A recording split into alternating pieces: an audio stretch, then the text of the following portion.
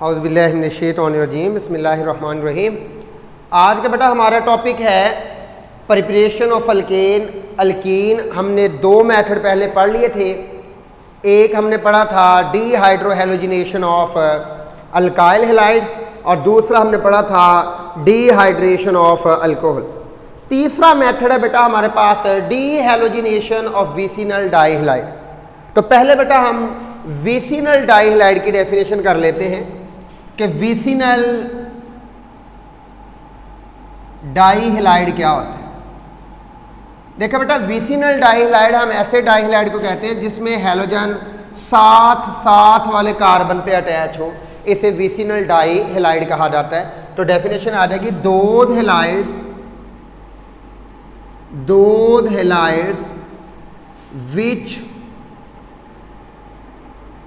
which contains two halogen atoms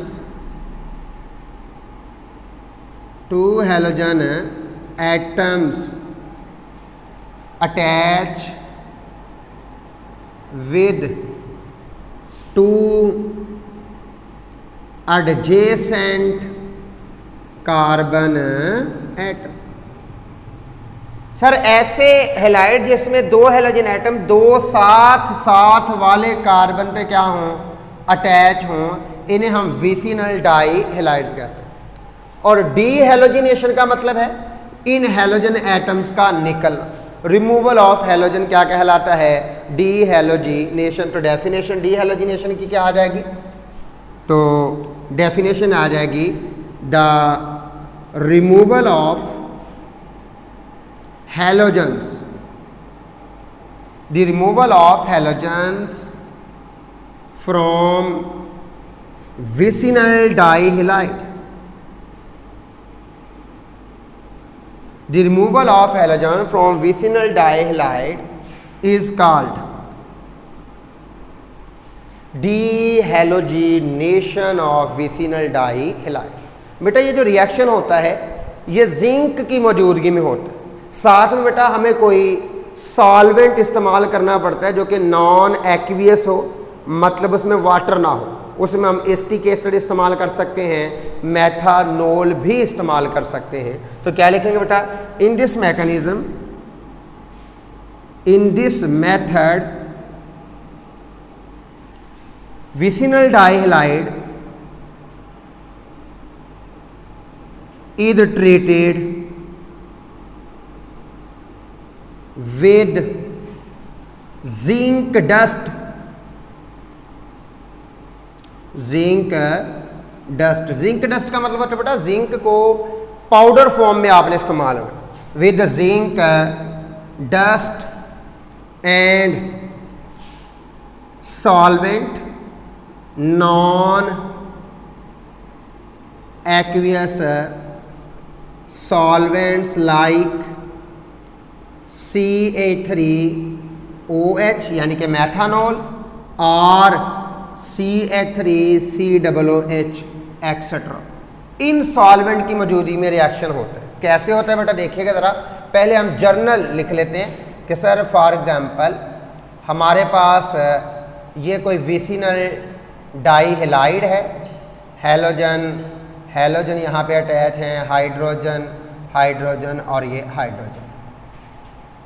इसे हम treat करेंगे बेटा किसके साथ है, जिंक डस्ट के साथ, इन द प्रेजेंस ऑफ CH3OH मैथानॉल की मौजूदगी में। तो बेटा क्या होगा कि ये दोनों हैलोजन एटम यहाँ से जिंक के साथ निकल जाएंगे, दोनों के दो। क्या बनेगा, जिंक हैलाइड ZnX2। क्या बना देंगे बेटा आपके पास, ZnX2 जिंक हैलाइड बन जाएगा। प्लस बेटा ये जो बॉन्ड है ये शिफ्ट हो जाएगा किस तरफ, कार्बन की तरफ। तो हमारे पास बनेगा RCH डबल बॉन्ड CH2, तो आपके पास अल्कीन बन जाएगा। तो ये बेटा सिंपल सा मेथड है कि दोनों हैलोजन एटम एडजेसेंट कार्बन से निकल जाएंगे, यहाँ पे ये वाला बॉन्ड शिफ्ट हो जाएगा कार्बन के दरमियान। हम यूँ कर लेते हैं कि सर ये बॉन्ड यहाँ पे शिफ्ट हो रहा है और ये यहाँ से ब्रेक हो रहा है। चले अब कोई आप वैसे एग्जाम्पल दे लें। सिमिलरली हमारे पास कंपाउंड है CH3 कार्बन, यहाँ पे बेटा आप ब्रोमीन लगा दें, हाइड्रोजन कार्बन हाइड्रोजन, ये ब्रोमीन, और ये आपके पास CH3। हम इसे ट्रीट करेंगे किसके साथ है, जिंक डस्ट के साथ, zinc in the presence of methanol. तो बेटा जिंक जो है इन दोनों हेलोजेंस को ले निकलेगा और यहाँ से ये वाला बॉन्ड शिफ्ट हो जाएंगे। वैसे ये 50-50% शिफ्ट होते हैं, तो हमारे पास ऐसे यहाँ से ये जिंक इसके ऊपर अटैक करेगा, बॉन्ड यहाँ पे शिफ्ट हो जाएगा, ये वाला बॉन्ड ब्रोमीन की तरफ शिफ्ट हो जाएगा, तो आपके पास बनेगा zinc bromide plus CH3 CH double bond CH3, तो ये बनने का बेटा 2 ब्यूटीन। तो इस तरह बेटा आपका रिएक्शन जो है वो कंप्लीट हो जाएगा। ये है अल्कीन की प्रिपरेशन। हमारे पास इसके अलावा भी मेथड है, मसलन चौथा मेथड है हमारे पास कोल्स इलेक्ट्रोलाइटिक मेथड। हमने पहले भी काफ़ी डिस्कस किया हुआ है कोल्स इलेक्ट्रोलाइटिक मेथड। बेटा कोल्स इलेक्ट्रोलाइटिक मेथड में हम लोग डाई कार्बोक्सिलिक एसिड का साल्ट लेते हैं, वो साल्ट सोडियम का हो वो पोटाशियम का हो कोई फ़र्क नहीं पड़ता, उसका सैचुरेटेड सोल्यूशन लेंगे और सैचुरेटेड सोल्यूशन उसका तैयार करेंगे वाटर में, यानी कि सैचुरेटेड सोल्यूशन होगा लेकिन एक्वियस सोल्यूशन होगा। सर किसका होगा, साल्ट का। किसके साल्ट का, डाई कार्बोक्सिलिक एसिड के साल्ट का। मसलन हमारे पास सक्सिनिक एसिड है, हम उसका die sodium salt of succinate ले लेते हैं, तो sir die sodium salt of succinic acid उसका एक्वियस सोल्यूशन तैयार कर लेते हैं, उसे हम इलेक्ट्रोलाइज करेंगे और हमारे पास अल्कीन तैयार हो जाएगा। तो यहाँ पे बेटा पहले हम लिख लेते हैं कि sir when aqueous saturated solution of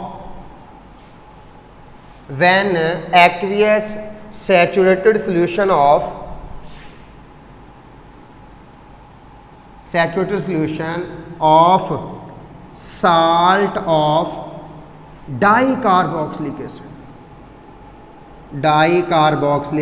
acid is electrolyzed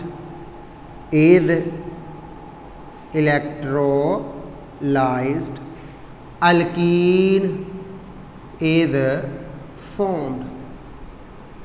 पहली बात एक्वियस सोल्यूशन होना चाहिए, नंबर 2 सैचुरेटेड होना चाहिए, और नंबर 3 डाई कार्बोक्सिलिक एसिड का साल्ट होना चाहिए, salt of di carboxylic acid. जब आप इसमें से करंट पास करेंगे इलेक्ट्रोलाइटिक सेल में, तो आपके पास बेटा एनोड पे अल्कीन हासिल होगा। मसलन हम यहाँ पे इसका मैकेनिज्म अच्छी तरह एक्सप्लेन कर लेते हैं कि सर हमारे पास फॉर एग्जांपल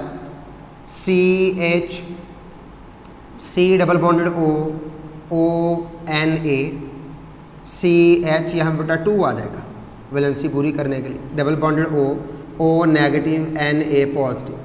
इसका नाम दो तरह लिख सकते हैं, मसलन डाई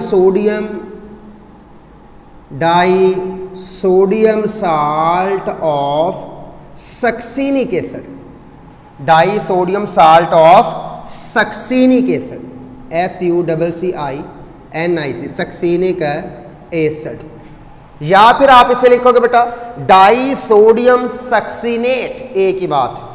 तो बेटा इसे आप पहले पानी में डिजोल्व करोगे, और आपको पता है जो आयनिक कंपाउंड होते हैं वो पानी में डिजोल्व होके आयंस पैदा करते हैं। क्या पैदा करते हैं बेटा, आयंस।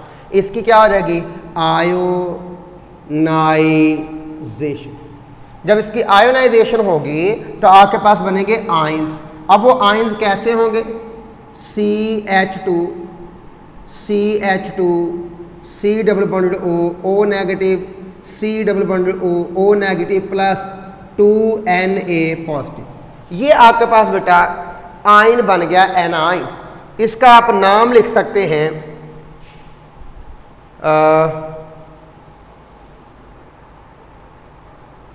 Succinate ion. क्या नाम लिखेंगे बेटा, सक्सिनेट आयन, ये इसका नाम आप लिख सकते हैं। अब बेटा आपके पास दो आयन बन गए हैं, तो सेल के अंदर जब आप इलेक्ट्रिक करंट पास करोगे तो बेटा ये जो आयन हैं अपने कोरेस्पॉन्डिंग इलेक्ट्रोड की तरफ मूव करेंगे। मसलन जो नेगेटिव आयन है ये एनोड की तरफ जाएगा और जो पॉजिटिव आयन है वो कैथोड की तरफ जाएगा। मसलन पहले हमारे पास बेटा एट एनोड, सर एनोड पे कौन सा काम है? तो एनोड पे हमेशा बेटा क्या होता है? ऑक्सीडेशन। आपके पास कोई भी सेल हो उसमें बेटा दो इलेक्ट्रॉन होते हैं, एक बैटरी के पॉजिटिव टर्मिनल से जुड़ा होता है, एक नेगेटिव से। जो पॉजिटिव से जुड़ा हो उसे एनोड कहते हैं, और एनोड पे क्या आती है? ऑक्सीडेशन। देखिएगा जरा, ये आपके पास बेटा CH2 C double bond O negative, ये आपके पास क्या है? Succinate ion. ये बेटा एनोड पे जाके इलेक्ट्रॉन को लूज कर देगा, अपनी ऑक्सीडेशन करवा लेगा और आपके पास फ्री रेडिकल बन जाएगा। C double bond O radical, C double bond O radical. यहाँ पे एक एक इलेक्ट्रॉन है। दोनों ने बेटा ये जो नेगेटिव आयन था ना, ये सोडियम के इलेक्ट्रॉन थे जो इन्होंने लिए हुए थे। इनको जब ये खारिज कर देगा तो इसके पास ताक आदाद में अपने इलेक्ट्रॉन रह जाएंगे, जिससे हम फ्री रेडिकल बनाने, जिसकी वजह से हम इसे फ्री रेडिकल का नाम देंगे। दो इलेक्ट्रॉन रिमूव हो गए। अब ये जो आपके पास बेटा फ्री रेडिकल्स बने हैं, ये अपने आप को जब स्टेबलाइज कर रहा होगा तो बेटा ये अपने बॉन्ड ब्रेक कर देगा। मसलन CH2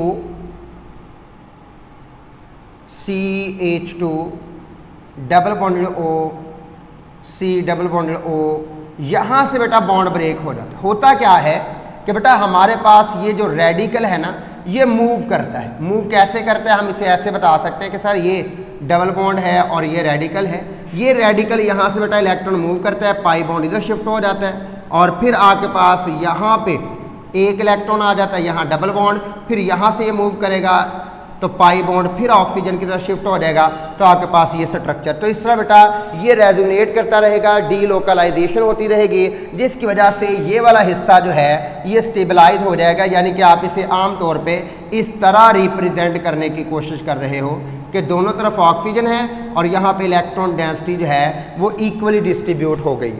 जब यहाँ पे इक्वली इलेक्ट्रॉन डिस्ट्रीब्यूट हो जाते हैं तो ये वाला कार्बन बहुत ज़्यादा स्टेबिलिटी फील करता है। जब ये स्टेबिलिटी फील करेगा तो बेटा यहाँ से बॉन्ड ब्रेक हो जाएगा, क्योंकि स्टेबल पार्टिकल बॉन्ड नहीं बनाता, तो यहाँ से बॉन्ड इक्वली ब्रेक हो जाएगा, जिसे होमोलिटिक क्लीवेज का नाम दिया जाएगा। और जब होमोलिटिक क्लीवेज होती है तो आपको पता है एक इलेक्ट्रॉन एक पार्ट की तरफ, दूसरा इलेक्ट्रॉन दूसरे की तरफ, इसी तरह ऊपर होगा और हमारे पास बेटा जी कुछ ये वाला प्रोडक्ट बनेगा, CH2 radical, CH2 radical plus बेटा यहाँ पे जो इलेक्ट्रॉन इस कार्बन पे आया है वो इस इलेक्ट्रॉन के साथ शेयर हो जाएगा, यानी कि इसका इलेक्ट्रॉन इसके साथ और इस कार्बन का ऑक्सीजन के साथ। तो हमारे पास दो मॉलिक्यूल बनेंगे कार्बन डाइऑक्साइड के। यानी कि यहाँ से इलेक्ट्रॉन मैं आपको बता देता हूँ कैसे, कि आपके पास ये बना है कुछ, यहाँ पे बेटा कार्बन पे रेडिकल, ऑक्सीजन पे रेडिकल, ये आपस में मिले हैं तो यहाँ पे डबल बॉन्ड बन गया, carbon double bonded oxygen, double bonded oxygen. तो इस तरह कार्बन डाइऑक्साइड एलिमिनेट हो। अब बेटा ये जो रेडिकल है CH2 रेडिकल, CH2, यहाँ भी बेटा एक इलेक्ट्रॉन, ये इलेक्ट्रॉन आपस में इक्वली म्यूचुअल शेयर हो जाएंगे और हमारे पास बनेगा CH2 डबल बॉन्ड CH2। तो ये बेटा आपके पास है इथीन तैयार हो गया। अब बेटा ये था काम एनोड पे कि आपके पास इथीन तैयार हो गया। अब बात करेंगे at cathode. At cathode, sir cathode किसे कहा जाता है? ऐसा टर्मिनल जहां पे रिडक्शन होती है। क्या आती बेटा? रिडक्शन। रिडक्शन होती है आपके पास यहाँ। अब बेटा रिडक्शन किसकी होगी कि सर हमारे पास ये जो दो इलेक्ट्रॉन यहाँ से निकले हैं, कैथोड से निकल के एक्सटर्नल सर्किट से होते हुए ये एनोड की तरफ जाएंगे, सॉरी कैथोड की तरफ जाएंगे और वहां पे मौजूद हाइड्रोजन आयन को रिड्यूस कर देंगे। मसलन ये देखिएगा बेटा दो इलेक्ट्रॉन आए हैं, ये इलेक्ट्रॉन कहाँ से आए हैं? एनोड से, और बेटा सिस्टम के अंदर वाटर मौजूद था H2O। इसे अगर आपने समझना है तो मैं आपको कुछ यूं समझा सकता हूं, यहां पे कर लेते कि बेटा ये जो वाटर है ना, वाटर करंट के पास करने से डीकम्पोज हो जाता है H आयन में और OH नेगेटिव आयन। जो H आयन है ना बेटा, ये एक इलेक्ट्रॉन ले सकता है तो H रेडिकल बना देता है। इसी तरह दूसरा H आयन भी एक इलेक्ट्रॉन लेगा, वो भी रेडिकल बना देगा। बेटा रेडिकल रेडिकल के साथ शेयर होके क्या बना देगा, H2 गैस, और पीछे बेटा 2 OH बच जाएंगे। इसी तरह हमारे पास इसमें जो वाटर था, जब करंट पास किया तो ये वाटर इलेक्ट्रोलाइज हो गया। इसमें जो हाइड्रोजन के 2 आयन हैं वो बेटा 2 इलेक्ट्रॉन को एब्जॉर्ब करेंगे और क्या बना देंगे, हाइड्रोजन गैस, और साथ में बेटा 2 हाइड्रोक्सल आयन पैदा हो जाएंगे। वो जो 2 हाइड्रोक्सल आयन है वो सॉल्यूशन में मौजूद सोडियम आयन के साथ न्यूट्रलाइज हो जाएंगे, यानी कि सर 2OH नेगेटिव ये कंबाइन हो जाएंगे 2 सोडियम आयन के साथ और आपके पास 2NaOH बनेगा। तो इस तरह बेटा आपके पास इथीन तैयार हो जाएगा।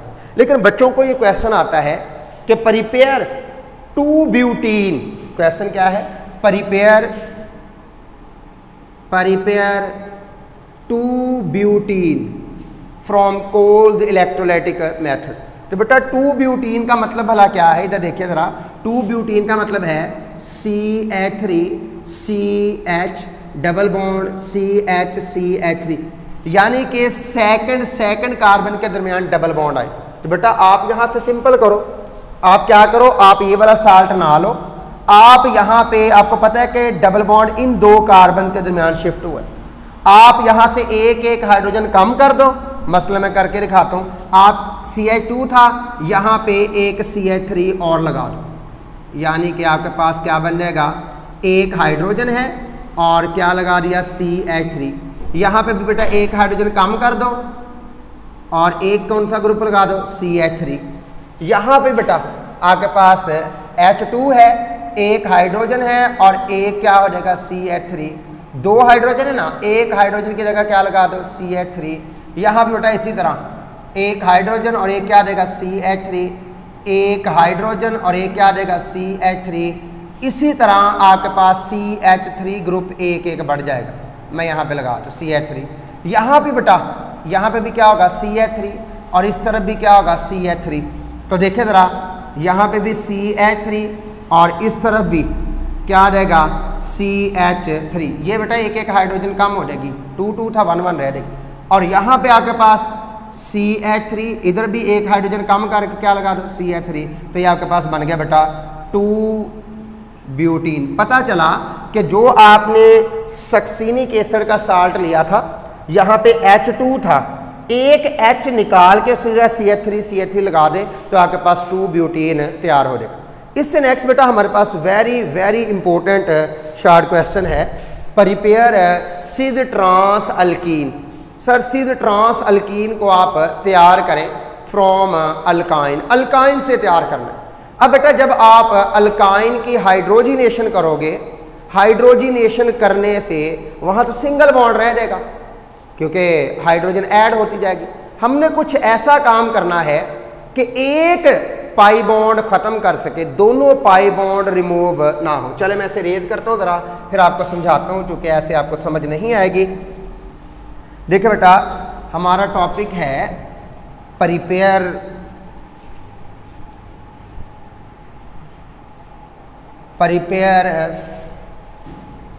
सिद trans alkene, prepare cis trans alkene from alkyne. Alkyne से आप सिस ट्रांस, या फिर इसका एक और नाम है partial hydrogenation of alkyne, alkyne की पार्शियल हाइड्रोजिनेशन कर।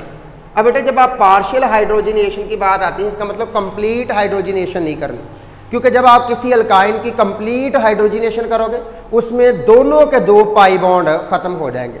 हमने क्या करनी है, पार्शियल हाइड्रोजिनेशन करनी। देखिए ज़रा कैसे, मैं पहले आपको समझा देता हूँ कि ये आपके पास कार्बन कार्बन ट्रिपल बॉन्ड है, बाकी इसके साथ जो मर्जी हो ट्रिपल बॉन्ड की बात करनी है, अल्काइन लेना है। इसकी पार्शियल हाइड्रोजनेशन कर रहे हैं। लेकिन सर वो कैसे करवाएं?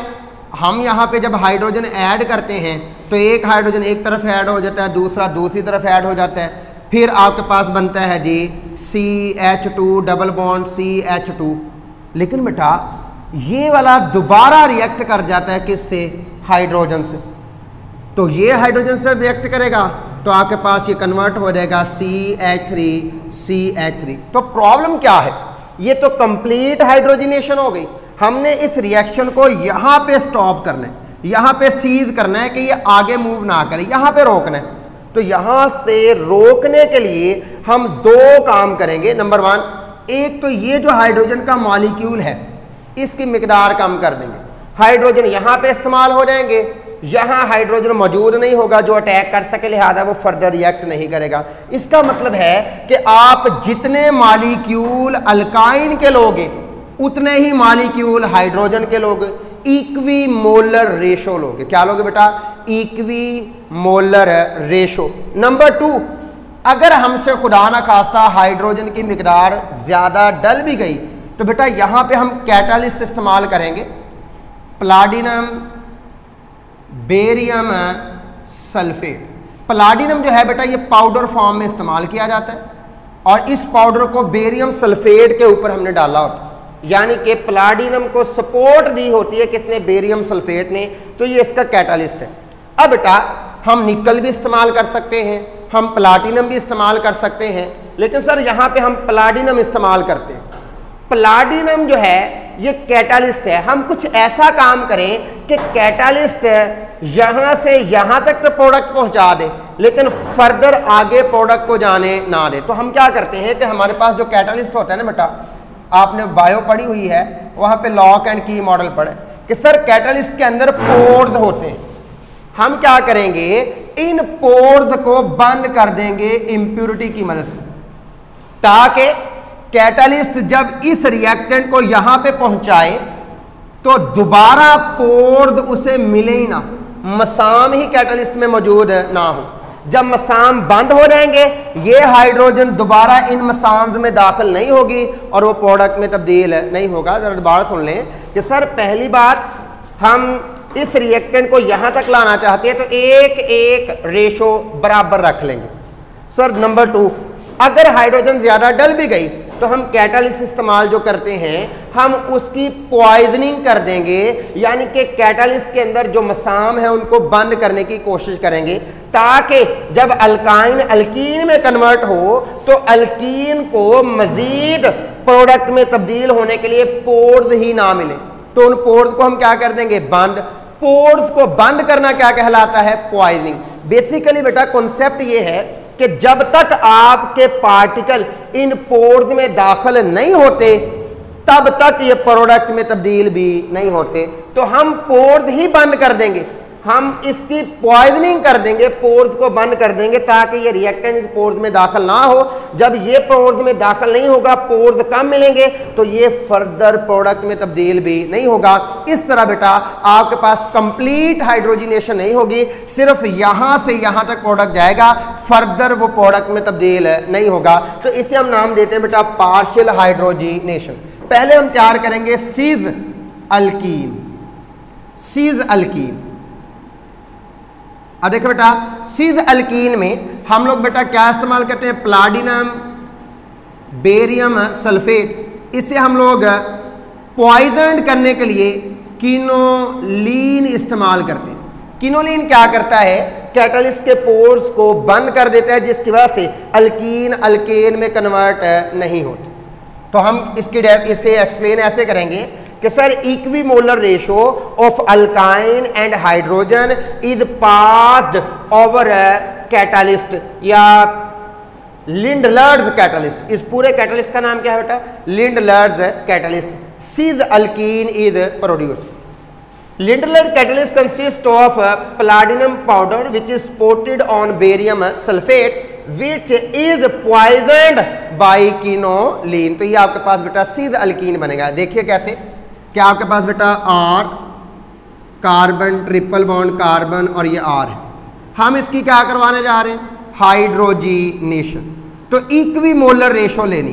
इक्विमोलर का मतलब जितने मोल अल्काइन के हैं उतने ही मोल किसके ले रहे हैं, हाइड्रोजन के। और कैटालिस्ट कौन सा इस्तेमाल करेंगे, Lindlar catalyst, platinum supported on barium sulphate which is poison with quinoline. तो बेटा एक हाइड्रोजन एक कार्बन की तरफ, दूसरा हाइड्रोजन दूसरे कार्बन की तरफ, आपके पास बनेगा R C H double bond C H R, तो ये आपके पास बेटा अल्कीन बनेगा। लेकिन हमने चूंकि सिद का नाम लिया है, जब आप लिंडलर कैटलिस्ट इस्तेमाल करोगे तो सिद अल्कीन बनेगा। कैसे सर, ये जो हाइड्रोजन अटैच है, ये हाइड्रोजन अटैच है और एक तरफ क्या आ गया आर, डबल बॉन्ड, यहाँ पे फिर आर है और यहाँ पे फिर क्या है बेटा, तो ये आपके पास बनेगा सीज अल्कीन, तो ये आपके पास सिद बनेगा। इसी तरह हम लोग ट्रांस तैयार करने के लिए ट्रांस अल्कीन अगर आपने बनानी है, उसमें बेटा हम लोग अमोनिया और सोडियम मेटल इस्तेमाल करते हैं, यानी कि वहाँ पे सोडियम मेटल होती है और साथ में बेटा अमोनिया कैटल इस्तेमाल किया जाता है और टेम्परेचर रखा जाता है -33 डिग्री। तो इसी तरह हमारे पास वहाँ पे प्रोसेस होता है, लेकिन वहाँ पे ट्रांस अल्कीन बनता है। मसलन आपके पास ये बेटा कोई कंपाउंड है alkyne R C triple bond C R, ये अल्काइन है, हम यहाँ पे बेटा हाइड्रोजिनेशन करवाएंगे, यहाँ पे हम नेसेंट हाइड्रोजन देंगे, ये नेसेंट हाइड्रोजन इस अमोनिया में से खारिज होगा, यानी कि ये वाली हाइड्रोजन इस अमोनिया में से निकलेगी और एक हाइड्रोजन एक कार्बन की तरफ, दूसरा हाइड्रोजन दूसरे की तरफ। लेकिन सर यहाँ पे कैटलिस्ट कौन सा है, इन the presence of sodium and ammonia Na3 -33 degree temperature रखेंगे, आपके पास ट्रांस अल्कीन बनेगी, कार्बन डबल बॉन्ड कार्बन, यहाँ पे बेटा आर है तो आर इस तरफ यानी कि, और हाइड्रोजन अपोजिट साइड पे लगे, ये आपके पास क्या बन गया, ट्रांस अल्कीन। तो बेटा trans alkene is more stable than cis alkene. तो ये आपके पास बेटा very very important, what is Lindlar catalyst, how partial hydrogenation of alkyne is obtain, या what is the partial hydrogenation of alkyne. तो इस तरह मुख्तलिफ तरह के आपको क्वेश्चन आ जाते हैं, लेकिन वेरी वेरी इंपॉर्टेंट। इसके बाद बेटा हमारे पास 4 प्रॉपर्टीज हैं ऑफ अल्कीन, मैं आपको वैसे ही बता देता हूँ कि बेटा इसके जो पहले 3 मेंबर हैं जिसमें कार्बन की तादाद 2, 3 या 4 तक है, वो आपको गैसेज मिलेंगी। फिर उसके बाद कार्बन 5 से लेके कार्बन 12 तक ये बेटा आपको लिक्विड मिलेंगी, और 12 से ऑनवर्ड आपके पास सारे के सारे सॉलिड होंगे। इसी तरह जो अल्कीन है बेटा ये बर्न हो सकती हैं, आप इनको जला सकते हैं, यानी कि sir they produce luminous flame when burned, जब आप इनको जलाओगे तो ये ल्यूमिनस फ्लेम देंगे, ये जलेंगी, और इनकी स्मेल होती है कैरेक्टरिस्टिक स्मेल। अल्केन की कोई स्मेल नहीं होती, इनकी स्मेल होती है। लेकिन बेटा यहाँ पे जो मोस्ट इंपॉर्टेंट प्रॉपर्टी है वो ये है कि sir carbon carbon double bond की बात करते हैं तो ये कार्बन sp2 हाइब्रिडाइज होते हैं। sp2 का मतलब है कि इसके अंदर s करैक्टर जो है वो 33% बनता है और p करैक्टर कितने परसेंट बनता है, 66। बेटा याद रखिएगा s करैक्टर जितना ज्यादा होता है, s ऑर्बिटल इन्वॉल्वमेंट ज्यादा होने से इलेक्ट्रोनेगेटिविटी बढ़ती है। क्या बढ़ती बेटा, इलेक्ट्रोनेगेटिविटी इंक्रीज कर जाती है, और जब इलेक्ट्रोनेगेटिविटी बढ़ती है तो मॉलिक्यूल पोलर बनना शुरू हो जाता है। लिहाजा अल्कीन जो है वो sp2 हाइब्रिडाइजेशन होने की वजह से वीकली पोलर है, और पोलर होने की वजह से ये अल्कोहल के अंदर तो सोलबल हैं, लेकिन बेटा ये वाटर के अंदर सोलबल नहीं है। तो ये बेटा इसकी आम जो है वो प्रॉपर्टीज है हमारे पास अल्कीन की, तो इनको आप लोग देख लीजिएगा कि sir it is soluble in. अच्छा बेटा एक चीज दोबारा मैं रिपीट कर दूं कि हमारे पास कार्बन 1 से लेके कार्बन 2 से लेके कार्बन 4 तक के कंपाउंड जो है वो गैस है, और कार्बन 5 से कार्बन 15 तक लिक्विड होंगे, 12 तक नहीं होंगे, वो अल्काइन में होते हैं। कार्बन 5 to 15 लिक्विड और 15 टू ऑनवर्ड हमारे पास सारे के सारे सॉलिड होंगे। तो ये बेटा इनकी फिजिकल प्रॉपर्टीज हैं, इनको देख लीजिएगा। यहां से अगर आपका क्वेश्चन ये आ जाए कि sir why carbon is more electronegative, तो बेटा याद रखिएगा कि ये sp2 हाइब्रिडाइज है। sp2 हाइब्रिडाइज होने से s करैक्टर 33% है, जितना s करैक्टर ज्यादा होगा इलेक्ट्रोनेगेटिविटी बढ़ेगी। सर क्यों बढ़ेगी, क्योंकि बेटा s ऑर्बिटल का साइज छोटा होता है, जितना साइज छोटा होगा ऑर्बिटल न्यूक्लियस के करीब होगा।